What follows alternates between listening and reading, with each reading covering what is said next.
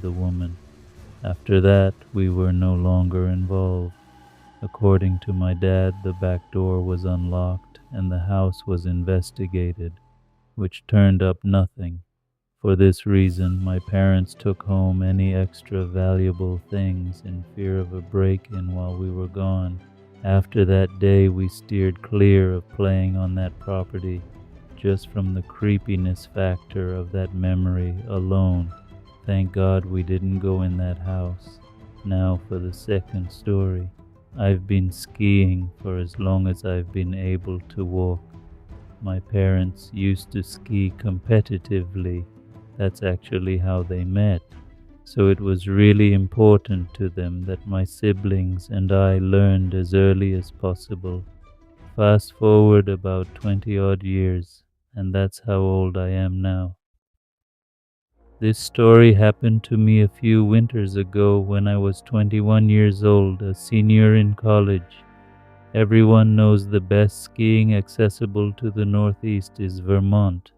It was going to be a trip like any other. It was me, Jaden, Ryland, and Amir. I can't remember for the life of me what mountain we were skiing. Jaden had booked the whole thing and Ryland was driving. What I do remember was that it was massive with like 7 ski lifts covering all the different peaks. If I had to guess, it was Killington. We skied nearly 2 full days, and I'm sure there were still trails we missed. That's how big it was. It was the second day. After skiing the day before, we had a pretty good grasp on the trails we enjoyed, so this day would mostly be about testing ourselves and pushing the limits. As per tradition, I'd also be lying if I said we didn't have a handful of fireball shooters to liven things up. We were having an extremely enjoyable trip. The double blacks never got boring, and racing down each slope was its own little game. We had maybe an hour left until the lifts closed. We were all exhausted, but we knew that as soon as we hit the road to head home, we'd instantly miss the mountain again. We were contemplating how we would end the trip at the top of the lift when two girls without their helmets made their way over to us.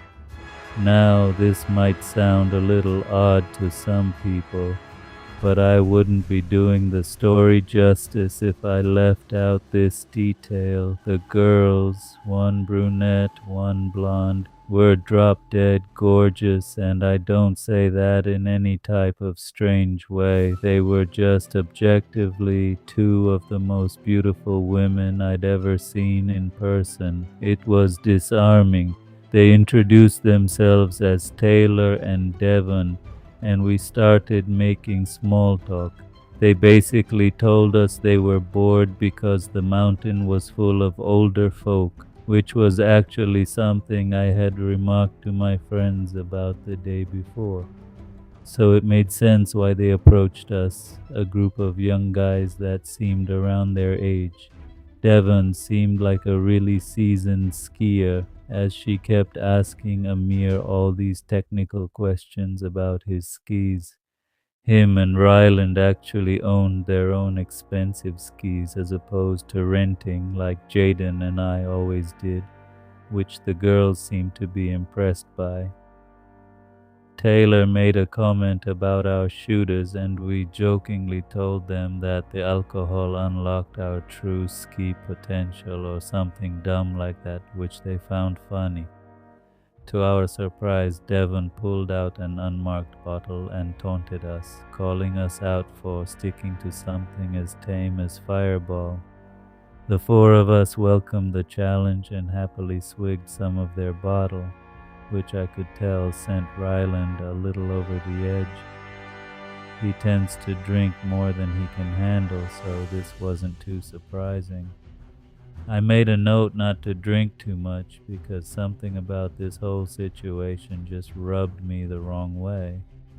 I still had trouble believing that these two girls would want anything to do with some dumb kids like us, especially since we were all wearing helmets and our faces weren't exactly visible.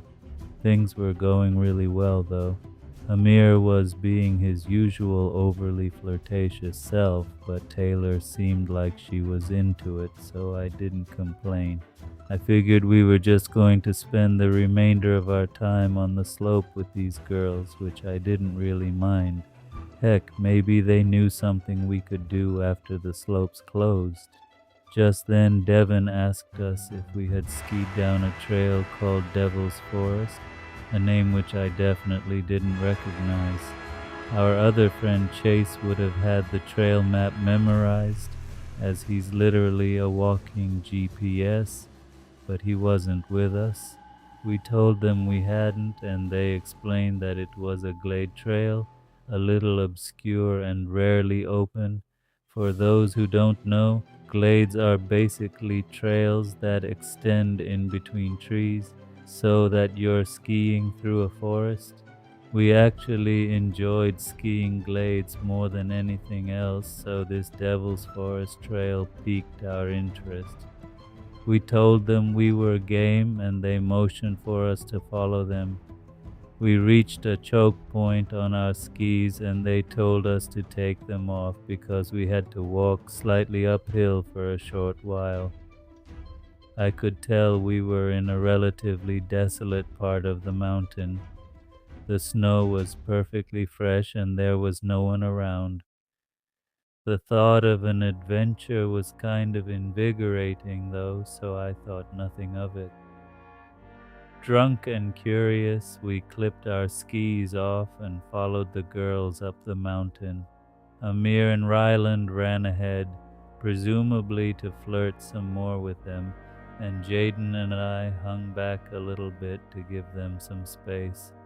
As we followed, I could tell Jaden looked a little wary, so I asked him what was on his mind. I like to think of us as the rational, level-headed ones in the group. Amir was too unpredictable and impulsive, and Ryland would follow a girl if she led him off a cliff.